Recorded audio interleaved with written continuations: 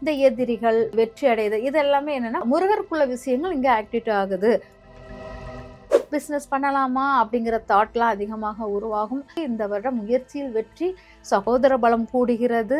கடகராசினாலே நம்மளுக்கு முதல்ல வரக்கூடிய முகம் இன்னைக்கு தமிழ்நாடு சிஎம்மா இருக்கிற விஜய் அவர்கள் தான். ஸோ அவருக்கு நல்லது நடக்குது, நம்மளுக்கு என்ன நடக்க போகுது? 7.5 சனியுடைய பார்வைகள் இருக்கிறதுனால அவங்களுக்கு இவ்வளவு நாள் கொஞ்சம் சொகுசா இருக்கிற மாதிரி இருக்கும். இந்த சனியுடையனால கொஞ்சம் டஃப்பா தெரிகிற மாதிரி தெரியும். புல்லாங்குழல் வாங்கி கொடுக்கறது, மயில் இறகு வீட்டில் வைத்து அலங்காரம் பண்ணுவது, அதுக்கப்புறம் பார்த்தீங்கன்னா ஐயப்பன் வழிபாடும் இங்கு சிறப்பாக இருக்கும். ஓவர் கான்ஃபிடென்ட் அதிகமாகும். நான் செய்யறதெல்லாம் கரெக்ட், நான் பண்றதுதான் ரைட் அப்படிங்கிற ஓவர் கான்ஃபிடென்ட்ல நிறைய விஷயங்கள் இழக்கிற மாதிரி இருக்கும். அதனால கொஞ்சம் யோசிக்கணும். டிவைன் தமிழ் நேயர்களுக்கு வணக்கம். நான் உங்க சுஷீந்திரன். இன்னைக்கு நம்ம கூட இருக்கிற ஸ்பெஷல் கெஸ்ட் ஜோதிடர் ஜெயந்தி ரவி அவர்கள். வணக்கம் மேம். வணக்கம். எப்படி இருக்கீங்க? நல்லா இருக்கமா. இப்போ எத்தனையோ பலன்கள் வந்துட்டு இருக்கு. வருட பலன்கள், தமிழ் புத்தாண்டு பலன்கள், குரு பெயர்ச்சி பலன்கள், இந்த மாதிரி ஏகப்பட்ட பலன்கள் நம்மளுக்கு அடுக்கடுக்கா வந்துகிட்டே இருக்குது ஒரு வருஷத்துக்குள்ளேயே. மக்கள் அன்னைக்கு அப்படி சொன்னாங்களே, புத்தாண்டு பலன் அப்ப இப்படி சொன்னாங்க, என் ராசிக்கு இந்த மாதிரி ஒரு யோகம் இருக்குன்னு சொன்னாங்க, ஆனா இப்ப குரு பெயர்ச்சியில வேற மாதிரி சொல்றாங்க அப்படின்னு சொல்லிட்டு நிறைய பேர் ஒரு கன்ஃபியூஷன்ல இருக்கிறதே என் காது பட நான் கேட்டுட்டு இருக்கிறேன். ஸோ உண்மையிலே எந்தெந்த பலன்களை நம்பலாம், உண்மையிலே இந்த பொதுவான பலன்கள்ல எப்படி போயிட்டு இருக்கு, உண்மையிலே இந்த பலன்கள்லாம் நம்பலாமா வேண்டாமா? என்னை பொறுத்த வரைக்கும் ஜோதிட ரீதியாக ஒரு ராசி பலனை வைத்து ஒருத்தருடைய முழு பலனை சொல்ல முடியாது. ஒரு 9 கிரகங்கள் ஒரு ராசி கட்டத்தை ஆளுகிறது. அப்போ அந்த 9 கிரகங்களின் செயல்கள் தான் நம்மளுடைய வாழ்க்கையை நிர்ணயம் பண்ணும். வெறும் உங்களுடைய ராசியை மட்டும் வச்சு ஒரு பலன் எடுக்கிறோன்னா அது கஷ்டம். இப்போ குரு பயிற்சினா கூட உங்கள் ராசிக்கு வைத்து தான் குரு பயிற்சி பலன்கள் சொல்கிறாங்க. அதே போல் பார்த்தீங்கன்னா வருட பலனாக இருக்கட்டும், சித்திர வருஷ பலனாக இருக்கட்டும், சனி பயிற்சி பலனாக இருக்கட்டும், அடுத்த ராகு கேதுக்கள் பயிற்சி வரும், அந்த பலனாக இருக்கட்டும், எல்லா பலன்களுமே என்னன்னா அந்த ராசியை வைத்து மட்டும்தான் எடுத்துக்கிறாங்களோ வந்து மற்ற 8 கிரகங்களுக்குள்ளது சந்திரனுடைய நிலையை மட்டும் வச்சு எடுத்துக்கிறது அப்படிங்கிறது தான் இருக்கும். அப்போ மற்ற 8 கிரகங்களும் அந்த செயலாற்றுதல் அந்த வருடங்களும் இருக்குது. அப்போ முன்னுக்கு பின் முரணான விஷயங்கள் நிறைய தான் இருக்கு. இப்போ நம்ம சொல்ற பலன்கள் என்னன்னா ஒருத்தருக்கு 100க்கு 90% சரியா இருக்கும், சில பேருக்கு 100க்கு 5% தான் சரியா இருக்கும், சில பேருக்கு 50 தான் இருக்கும். ஏன் இந்த எங்களுக்கு இவ்வளவு மாறுதல் இருக்குதுன்னா மற்ற 8 கிரகங்களும் அதோடைய செயல்களும் உங்க ராசி கட்டத்தை செய்யும் போது அந்த மாறுதல்கள் இருக்கும். அப்பங்கும் போது அங்க ஜோதிடர்களும் சொல்ல முடியாது, அது பொது பலனுக்குள்ளது. அந்த பொது பலன் அக்யூரேட்டாக நம்மளுக்கு வராது. அதை நினைச்சு நம்ம பயப்படணும் அவசியமும் கிடையாது. அதை ஃபுல்லா நம்ம மைண்டுக்குள்ள வச்சுக்கிட்டு ஐயா எனக்கு இந்த வருடம் அப்படி சொல்லியிருக்காங்கன்னு சொல்லிட்டு அதை வச்சு ஃபோக்கஸ் பண்ணி நடக்கக்கூடாது. ஆக்சுவலாக என்னன்னா ஒவ்வொரு வருடமும் சித்திர வருட பரப்பு அப்போ பஞ்சாங்கம் படித்தல்னு ஒன்று இருக்குது. அந்த பஞ்சாங்கம் படித்தலில் ஜாதகம் நம்ம அந்த வருட ஜாதகத்தை நம்மளுடைய ஜாதகத்தை நம்ம படிப்போம். இந்தந்த கட்டம் இந்தந்த நிலையில இருக்கு, இந்த வருடத்தில் உங்களுக்கு இந்த மாதிரி, அதுதான் அந்த ஜாதகம் படித்தல். அந்த சித்திர வருட பரப்புல இருக்கிறது தான் முழுமையான பலனாக நம்மளுக்கு நம்ம மூதாதையர்கள் கேட்டு வருவாங்க, இல்லாட்டா நம்ம வீட்டிலே உட்காந்து படிப்பாங்க. அதுதான் சித்திர வருட பரப்புக்குள்ள ஜாதகம் பஞ்சாங்க படித்தல் அப்படிங்கிற மாதிரி இருப்பாங்க. மற்றபடி வருஷம் இப்போ நியூ இயருக்கு உள்ள பலன் எடுத்துக்கோங்களேன். நியூ இயர்க்குள்ள பலன்கள் எண் கணித முறைப்படி பலன்கள் இருக்கும். ஏன் எண் கணித முறைப்படி பலன்கள் அமையுது அப்படின்னா அதை அடிப்படையாக வச்சுதான் நம்ம பலனே சொல்லணும் நியூ இயருக்கு. ஏன்னா அந்த இப்போ 2025 தாண்டிட்டு முடிஞ்சு நம்ம 2026 அடி எடுத்து வைக்கிறோங்கிற போது 26ங்கிறது எண் கணிதப்படி மாறுதல், 25லேருந்து 26 மாறுது அப்படிங்கிறது. இப்போ 25 26க்குள்ள வித்தியாசம் என்னன்னா 25ங்கிறது முடிஞ்சு போச்சு, 26ங்கிறது சந்திரன் சுக்கிரனாக இருக்கும். இந்த சந்திரன் சுக்கிரன் நம்மளுக்கு நெகட்டிவான விஷயம். சந்திரனும் சுக்கிரனும் ரெண்டுமே நேர்பகையானது. 2 பெண்கள் ஒற்றுமையா இருக்க மாட்டாங்க. அதான் பெண்களே பெண்களுக்கு எதிரியாக இருக்கிறது, பெண்களுக்கான உரிமைகள் பறிக்கப்படுறது, பெண்ணுக்குள் சண்டைகள் வர்றது, இந்த மாதிரி பெண்ணை எதிரியாக பார்க்கக்கூடிய தன்மை இந்த 2026. ஏன்னா அந்த எண் கணிதப்படி பார்த்தீங்கன்னா 2026 நம்மளுக்கு இந்த மாதிரி பலன்கள் கொடுக்கும். கூட்டுனா 8 வரும். அப்ப சனி வேலையை சார்ந்த விஷயங்கள், பழைய புராதன விஷயங்களை பற்றிய பேச்சுக்கள் எல்லாமே இருக்கும் அப்படிங்கிற மாதிரி எடுத்துக்கலாம். இந்த மாதிரி வருடம் 2026 வெறும் பெண் கிரகத்தை வைத்து இங்க ஆளுமை பெறக்கூடிய இது. கூட்டுனா பார்த்தீங்கன்னா 10ன்னு வரும். அப்போ அங்கே சூரியனும் சுக்கிரனும் அப்படி நேர்பகையாக அமையிற மாதிரி இருக்கும். அந்த நேர்பகை ஆனால் அதிகார வர்க்கத்துக்கும் தொழிலாளர்களுக்கும் சண்டை பிரச்சனைகள் அந்த மாதிரி விஷயங்கள் எல்லாமே போட்டு போட்டி போராட்டம் அந்த மாதிரி தன்மையா தான் இருக்கிற மாதிரி இருக்குது அப்படிங்கிறது நம்ம பொது பலனாக எடுத்துட்டு வர்ற விஷயம். இப்போ இது வந்து 2026 நமக்கு எண்கணித முறைப்படி நம்ம எடுத்துக்கிட்டோம். அப்போ முறைப்படி நம்ம கூட்டினா சனி எங்க நிக்குது, சூரியன் எங்க நிக்குது, அதை வைத்து நம்ம வந்து ஒவ்வொருத்தருக்கும் ராசி பலனாக எடுத்து சொல்வது, அந்த வருட பலன்களே சொல்லுவோம். அப்போ அது ஒரு முரண்பாடு, அது ஒரு ஒரு பலனாக இருக்குது. அதே சமயம் சித்திரை வருடப்பிறப்பு. சித்திரை வருடப்பிறப்பு அப்படிங்கிறது என்னன்னா, அந்த வருடத்தில் நமக்கு 60 வருடங்களுக்கும் ஒவ்வொரு பேர் வச்சிருப்பாங்க. இப்போ இந்த சித்திரை வருடப்பிறப்புக்கு வந்து பராபவ வருடம் அப்படின்னு சொல்லிட்டு நம்ம வந்து வச்சிருப்பாங்க. இந்த பராபவ வருடம்ங்கிறது என்னன்னா, நம்மளுக்கு மேன்மை அடைதல், எதிரிகளை வெல்லுதல், இந்த மாதிரி நம்மளுக்கு எதிரிகளுடன் வெற்றியை போட்டியிட்டு, அப்ப அதுதான் இந்த வருடத்துக்குள்ள தொடக்கங்கள் எல்லாமே அடையுது. இந்த எதிரிகள் வெற்றி அடையுது, இது எல்லாமே என்னன்னா முருகருடைய விஷயமாக இருக்கிற மாதிரி இருக்கும். அப்போ முருகருக்குள்ள விஷயங்கள் இங்க ஆக்டிவேட் ஆகுது, செவ்வாய் கிரகத்துடைய செயல்கள் நம்மளுக்கு ஆக்டிவேட் ஆகுது அப்படி சொல்லிட்டு நம்ம அதை எடுத்துட்டு நம்ம பலன்கள் சொல்றது ஒரு விதமாக இருக்கும். இது வந்து சித்திர வருட பிறப்பில் நம்ம அது பிறக்கும் வருடத்தின் அர்த்தத்தை புரிந்து மேன்மை அடைதல் இதெல்லாமே அதை வைத்து நம்ம எடுக்கிறது அப்படிங்கறத எடுத்துக்கலாம். அதுக்கப்புறம் பாத்தீங்கன்னா இப்ப குரு பயிற்சி பலன். ஒவ்வொரு வருடமும் குரு பயிற்சி பலன் வருடத்துக்கு ஒவ்வொரு வருடம் அதாவது ஒரு வருடத்துக்கு ஒவ்வொரு கட்டமா தாகும். அதே போல அது வந்து ஒரு வருடமாக மாறுறதுனால அந்த பயிற்சியும் வந்து நம்மளுடைய வாழ்வியலை வந்து ஒரு சுப நிகழ்ச்சிகள் இருந்து அதாவது சனி பயிற்சி வந்து நம்ம கர்மாவின் அடிப்படையில் செயல்படுறது. குரு பயிற்சிங்கிறது நம்ம முயற்சி பண்ணாமல் ஆட்டோமேட்டிக்காவே நம்ம முயற்சி பண்ணி நடக்கக்கூடிய ஒரு விஷயம் வந்து குரு பயிற்சி. ஒரு விஷயம் இப்போ திருமண வைபவம் நடக்கும்னா ஒரு முயற்சி பண்ணுங்க அது நடக்கக்கூடியது. அப்போ முயற்சி பண்ணி நடக்கக்கூடிய ஒரு விஷயத்த ஒரு பரிகாரம் பண்ணி ஒரு விஷயத்தை செயல்படணும்னா குரு பயிற்சி பலன்கள் நமக்கு செயல்படும். சனி பயிற்சிங்கிறது நம்ம கர்மாவின் அடிப்படை, நம்ம எதுவுமே செய்ய தேவையில்ல, நம்ம போன ஜென்ம கர்மா செஞ்சிருப்போம், அந்த கர்மா இப்போ ஆட்டோமேட்டிக்கா நடக்குது அப்படிங்கிறது அர்த்தம். அப்போங்கும்போது நம்மளுடைய பலன்கள் என்னன்னா இதே பேஸ் பண்ணி தான் இந்த பலன்கள் இருக்குது. அப்போ ஒரு டிஃப்ரெண்ட் வரதான் செய்யும். அதனால எல்லா பலன்களும் ஒரே மாதிரி அமையதுக்கு வாய்ப்புகள் இல்லை. ஒன்று எண் ஜோதிடப்படி ஒரு பலன் அமையும், ஒன்று அதோடைய பிறப்பினுடைய அர்த்தம், அந்த வருட பிறப்பினுடைய அர்த்தத்தின்படி அமையும். குரு பெயர்ச்சி நம்மளுடைய குரு நகர்தல் எந்த ராசியில் நகருதோ அது நம்ம ராசிக்கு எப்படி நிக்குது அப்படிங்கிறத பார்த்து நகர்தல். சனி பெயர்ச்சி 2.5 வருடங்காலம் இருக்கும். அந்த 2.5 வருட காலமும் நம்மளுக்கு வந்து ஒரே மாதிரியான பலன்கள். ஒரு ஆள் 2.5 வருட காலமும் வளராம இருக்க மாட்டான், 2.5 வருட காலமும் இப்படியே இருக்க மாட்டான். அவனுடைய நடவடிக்கைகள் நிறைய மாற்றங்கள் இருக்கும்.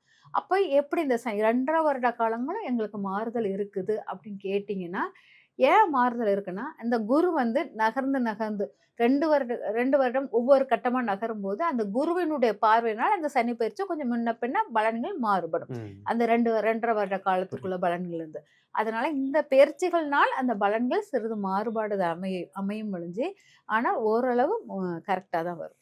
Okay ma'am. இப்போ வந்து அந்த பொது பலன்கள் பார்க்கறதுக்கு முன்னாடி உண்மையிலேயே இந்த ராசி பலன்கள்லாம் எப்படி கணிக்கிறாங்க? ராசி பலன் வந்து இப்போ வந்து ஒரு மாதம் அப்படின்னா சூரியன் வந்து ஒரு மாதத்துக்கு ஒரு கட்டம் தாவும்.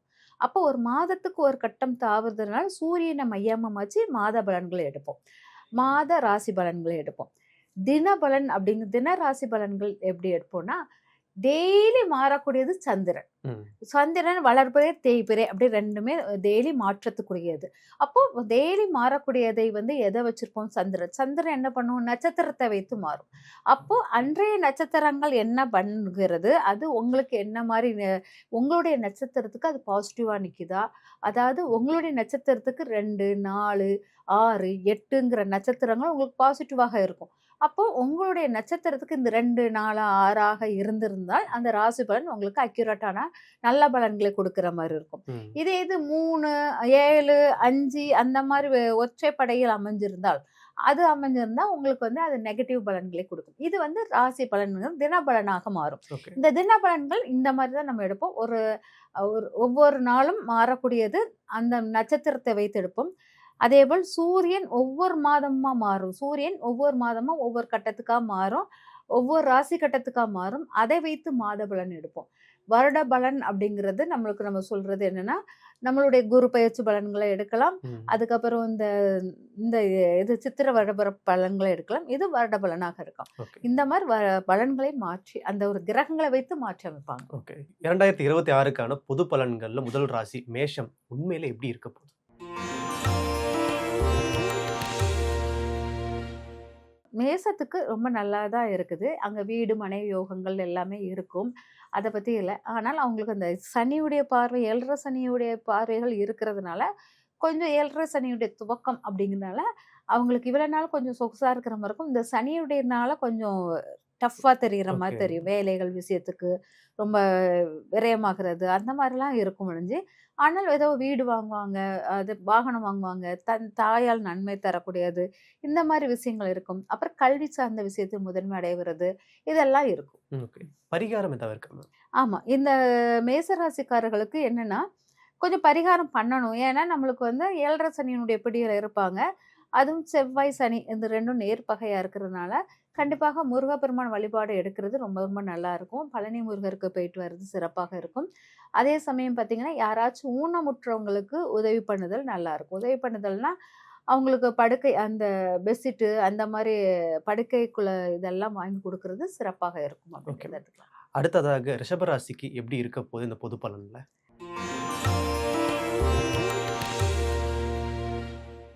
ரிஷப ராசிக்காரர்களுக்கு இந்த சனி பயிற்சி வந்து நிறைய முயற்சி பண்ணுவாங்க. நட்பு வட்டத்தில் நல்ல நண்பர்களாக செலக்ட் பண்ணுவாங்க. அதேபோல் எதை எடுத்தாலும் இதை செஞ்சா எனக்கு சக்சஸ் ஆகுங்கிற மன தைரியம் அதிகமாக இருக்கும். அதே அதே சமயம் பார்த்தீங்கன்னா, இவங்களுடைய வேலை சார்ந்த விஷயத்தில் ஒரு முன்னேற்றம் கிடைக்கும்.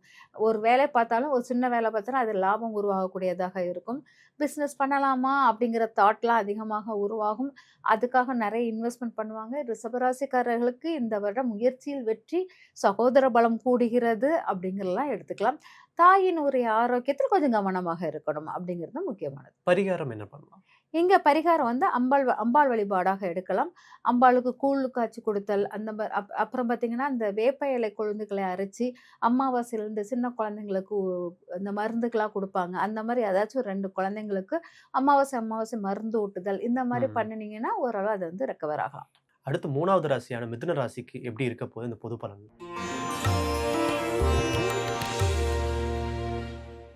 மிதுன ராசிக்காரர்களுக்கு இந்த வருடம் நல்லா இருக்கு. ரொம்ப நல்லா இருக்கு. வருமான விஷயத்தையும் சரி, குடும்பஸ்தான விஷயமும் சரி நல்லா இருக்கு. எப்ப பார்த்தாலும் நியாயமா எப்பவுமே மிதுன ராசிக்காரர்கள் ஆக்சுவலா என்னன்னா, அவங்க பக்கம் நியாயத்த மட்டும் கரெக்ட்டா எடுத்து, அந்த நியாயத்த தப்பா இருந்தா நியாயமாக்கி எல்லாரையும் நம்ப வச்சுருவாங்க. அந்த ம். அளவுக்கு அவங்களுக்கு வாக்கு திறமை அதிகமா உண்டு. அவங்க வந்து இந்த தடவ வந்து என்னன்னா, தன்னுடைய நியாயத்தை மட்டும் இல்லாம, அவங்க சொல்றது ஃபுல்லா கரெக்ட்டாவும் பேசுறது மாரி நம்மளுக்கு தோன்றும். அவ்வளோ ஓகே. கரெக்ட்டா பேசுவாங்க. அதேமாரி குடும்ப விஷயத்திலும் சரி ரொம்ப நல்லா இருக்கும். வருமானம் சார்ந்த விஷயங்களும் சரியாக இருக்கும் அப்படிங்கிறத எடுத்துக்கலாம். அதேபோல் பார்த்தீங்கன்னா, நட்பு வட்டத்தில் முதன்மையான ஒரு நண்பர்கள் கிடைப்பாங்க அப்படிங்கிறது இருக்கலாம். அப்புறம் நண்பர்களோட சேர்ந்து வெளியூர் போகக்கூடிய பயணங்கள் எல்லாம் செய்யக்கூடியவர்களாக இருப்பாங்க. கல்வி சார்ந்த விஷயத்தில் முன்னேற்றம் கிடைக்கும் அப்படிங்கிறத எடுத்துக்கலாம். இவங்க வந்து கொஞ்சம் நம்ம இருக்க வேண்டியது என்னன்னா, ஓவரான பக்தியில் நிறைய விஷயங்கள இழக்காதீங்க அப்படிங்கிறதும் கொஞ்சம் கவனமாக இருக்கணும். பரிகாரம் என்ன பண்ணலாம் மேம்? இவங்க பரிகாரம் பார்த்தீங்கன்னா, கிருஷ்ண வழிபாடு எடுக்கலாம். ம். கிருஷ்ணர் கோயில்ல போய் இந்த புல்லாங்குழல் வாங்கி கொடுக்கிறது, அதுக்கப்புறம் இந்த மயில் இறகு வீட்டில் வைத்து அலங்காரம் பண்ணுவது, இந்த மாரி பண்ணலாம். அதுக்கப்புறம் பார்த்தீங்கன்னா, ஐயப்பன் வழிபாடும் இங்கு சிறப்பாக இருக்கும். ஓகே. ஐயப்பனுக்குள்ள வழிபாடுகள் எடுத்துட்டு வரணும். ஐயப்பன் வழிபாடு நீங்க பண்ண முடியலன்னா, ஐயப்பன் வழிபாடு பண்றவங்களுக்கு ஏதாச்சும் காணிக்கைகள் செஞ்சுட்டு ம். இருந்தீங்கனாலும் சிறப்பாக இருக்கும். அடுத்து 4ஆம் ராசியான கடகராசி. கடகராசினாலே நம்மளுக்கு முதல்ல வரக்கூடிய முகம், இன்னைக்கு தமிழ்நாடு சிஎம்மா இருக்கிற விஜய் அவர்கள் தான். ஸோ அவருக்கு நல்லது நடக்குது. அவரு இந்த மாரிலாம் பண்ணிட்டு இருக்காரு அப்படின்றதுனால, கடகராசி நபர்கள் எல்லாருமே வந்து ஒரு மாரி ஆவலோட இருக்காங்க. நம்மளுக்கு என்ன நடக்க போகுது? நம்மளும் அவரோட மேனிஃபெஸ்ட் மாரி நம்மளும் அச்சீவ் பண்ண முடியுமா? அப்படின்ற மாரி ரொம்ப ஒரு ஆவலோட இருக்காங்க. அவங்களுக்கு இந்த பொது பலன்ல என்ன இருக்கு?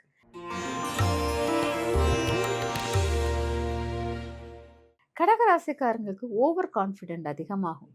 ஓகே. நான் செய்றதெல்லாம் கரெக்ட்டு. ம். நான் பண்றது தான் ரைட் அப்படிங்கிற ஓவர் கான்ஃபிடென்ட்ல நெறைய விஷயங்கள் இழக்கிற மாரி இருக்கும். அதனால கொஞ்சம் யோசிக்கணும். எல்லாத்தையுமே ஓவரா நான் நல்லவன், நான் கரெக்ட்டா இருக்கேன் அப்படிங்கிற தாட்லேருந்து கொஞ்சம் இது பண்ணணும் அப்படிங்கிறது முக்கியமானது. கடகராசிக்காரர்களுக்கு பொறாமைகள் ஜாஸ்தியா இருக்கும். ஸ்டாண்டர்டாக பார்த்தா பொறாமைகள் ஜாஸ்தியாக இருக்கும். அது கொஞ்சம் குறைய வாய்ப்புகள் இருக்குது அப்படிங்கிறத எடுத்துக்கலாம். அதுக்கப்புறம் பார்த்தீங்கன்னா கடகராசிக்காரர்கள் வந்து ஒவ்வொன்றும் தன் சிந்தனையை மட்டும் ஃபுல்ஃபில் பண்ணி வச்சுக்குவாங்க. யாருடைய பேச்சுக்களை அது வந்து உள்ளுக்கு அப்சர்வ் ஆகாது. அந்த மாதிரி தன்மை அதிகமாக இருக்கும். அதே சமயம் பார்த்தீங்கன்னா இவங்களுக்கு சொல்வன்மை கூடும். அவங்களுடைய அதிகாரத்திறன் வந்து அதிகமாக இருக்கும் அப்படிங்கிறத எடுத்துக்கலாம். அதனால இவங்களுடைய வாக்கு, பதவி இதெல்லாமே நன்மையான ஒரு விஷயமாக இருக்கிறது அப்படிங்கிறது. அதுக்கப்புறம் பார்த்தீங்கன்னா நண்பர்கள் வட்டம் நன்மை தரக்கூடியதாகவும் இருக்குது அப்படிங்கிறத எடுத்துக்கலாம். ஆனால் இதே நண்பர்களால் இவங்களுக்கு நிறைய ஒரு கெட்ட பேர்களும் வரும் அப்படிங்கிறது. 2 விதமான நண்பர்களை இவங்க கூட வச்சு லாஸ் ஆவாங்க அப்படிங்கிறத எடுத்துக்கலாம். வீடு மனை லாபங்கள் உண்டாகும் அப்படிங்கிறதும் முக்கியமானதாக இருக்கு. பரிகாரம் என்ன பண்ணலாம் இவங்க பரிகாரம் பார்த்தீங்கன்னா அன்னை அபிராமியுடைய வழிபாடுகள், அந்த அபிராமியுடைய அந்த அந்தாதிகளை படிப்பது இதெல்லாம் சிறப்பாக இருக்கும். முருகர் கோயில், திருச்செந்தூர் முருகர் கோயிலுக்கு போயிட்டு வருவது நன்றாக இருக்கும். ஜீவ சமாதி வழிபாடு இவங்களுக்கு ரொம்ப சிறப்பாக இருக்கும். சித்தர் வழிபாடு, சித்தர் வழிபாடை விட ஜீவ சமாதிகள் இவங்களுக்கு, ஏன்னா குரு வந்து அங்க ரொம்ப முழுமையா ஆளுமை பெற்றிருக்குது. அதனால் குரு தன் இடத்தை வந்து எப்பவுமே கொஞ்சம் ஸ்பாயில் பண்ணும். ஏன்னா நான் ரொம்ப தெரியும் எனக்கு இதாகும் அப்படிங்கிறது, குருங்கிறது மனிதன், அவன் வந்து அந்த ஓவர் கான்ஃபிடென்ட் நிறைய இழக்கிறான். அதை வந்து அந்த கான்ஃபிடென்ட் லெவலை கண்ட்ரோல் பண்றது இந்த ஜீவ சமாதி. சித்தர்கள் வழிபாடு ஒரு பக்கம் இருந்தாலும் ஜீவ சமாதிங்கிறது மூச்சு பயிற்சி பண்ணி தன்னுடைய மூச்சை அடக்கி ஜீவ சமாதி ஆகியிருப்பாங்க. இவங்களுக்கு வந்து கைகள் கால்கள்லாம் வளைவு, உயிர் இழந்தாலும் ஆட்டோமேட்டிக்காக வளைவுத்தன்மை கொடுக்கும்.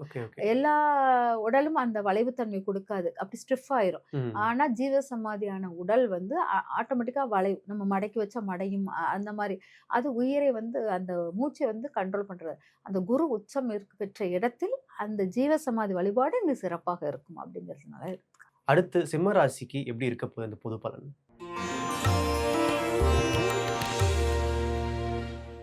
சிம்ம ராசிக்கு வந்து பார்த்தீங்கன்னா சிறப்பான ஒரு இது.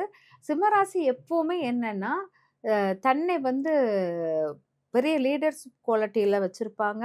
அவுட்டர் வெளி வாழ்க்கையை ரொம்ப அழகாக எடுத்துக்குவாங்க. உள் வாழ்க்கை, குடும்ப வாழ்க்கையை விட அது வந்து ரொம்ப அழகாக இருப்பாங்க. ஆனால் இவங்க வந்து சுப செலவுகள் நிறைய பண்ண வேண்டி வரும். வெளியூர் பயணங்கள் நிறைய பண்ணுவாங்க. படிப்பு சார்ந்த விஷயத்துக்கு வெளியூர் பயணம் பண்ணுவாங்க. நிறைய ஒரு சொத்து சுகங்கள் முடிப்பதில் கவனமாக இருப்பாங்க. அதில் வந்து முன்னேற்றம் அடைவாங்க. அதுக்கப்புறம் பார்த்தீங்கன்னா ஒரு குழந்தைங்க விஷயத்தில் கொஞ்சம் கவனமாக இருக்கும். குழந்தைங்கள் ஆரோக்கியத்தில் கொஞ்சம் கவனமாக இருக்கணும். ஏன்னா குடும்ப விஷயத்தில் ஏற்கனவே அவங்க அசால்ட்டாக இருப்பாங்க. இப்போ குழந்தைங்களுடைய உடல் வரைக்கும் கொஞ்சம் கவனிக்க வேண்டியதாக இருக்கும். அப்புறம் மருத்துவ செலவுகள் அதெல்லாம் கொஞ்சம் அதிகமாக இருக்கிற மாதிரி இருக்கும். கடன் தொல்லைகள்லேருந்து கொஞ்சம் விடுபடுவது போல் இருக்கும் அப்படிங்கிறத எடுத்துக்கலாம். சிம்மராசிக்கு பரிகாரம்லாம் என்ன பண்ணலாம்? இதுக்குள்ள பரிகாரம் வந்து நடராஜர் வழிபாடுகளை எடுத்து வழிபாடு பண்ணுவது சிறப்பாக இருக்கும். அதேபோல் சிவனுடைய வழிபாடுகளையும் எடுப்பது ரொம்ப சிறப்பாக இருக்கும் அப்படிங்கிறத எடுத்துக்கலாம். அடுத்ததாக கன்னி ராசிக்கு எப்படி இருக்க போகுது இந்த பொது பலன்ல?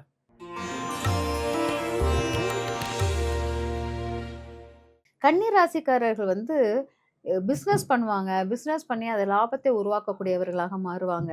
ஏதாச்சும் ஒரு சக்ஸஸ் கொடுக்கலாம் அப்படிங்கிற மாதிரி. திருமண வாழ்க்கையில் கொஞ்சம் திருமணம் முடியாதவர்களுக்கு திருமண வாய்ப்புகள் கூடி வரும். 2ஆம் திருமணத்துக்கான வாய்ப்புகள் அதிகரிக்கும் அப்படிங்கிறதெல்லாம் எடுத்துக்கலாம்.